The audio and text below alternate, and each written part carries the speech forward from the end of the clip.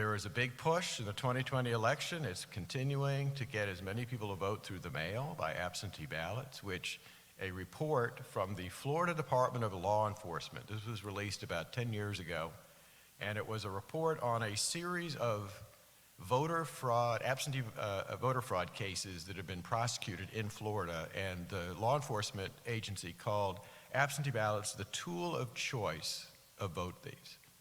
And the reason for that is there's no chain of custody.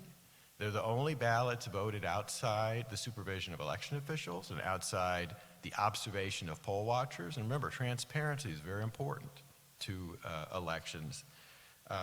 And there's no one to protect voters in their homes or elsewhere from being pressured, coerced, and intimidated to vote a particular way.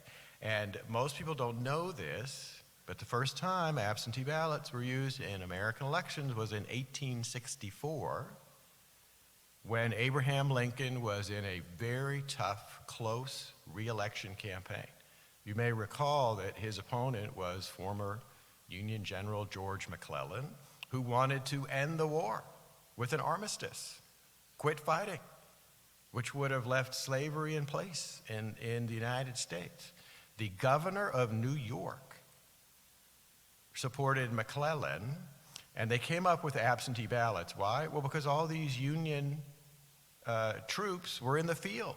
They couldn't go back home to vote. So they came up with the idea of absentee ballots, and the New York governor organized a campaign to steal their votes, which included forging the signatures of the soldiers, particularly a lot of wounded soldiers who were in Union hospitals.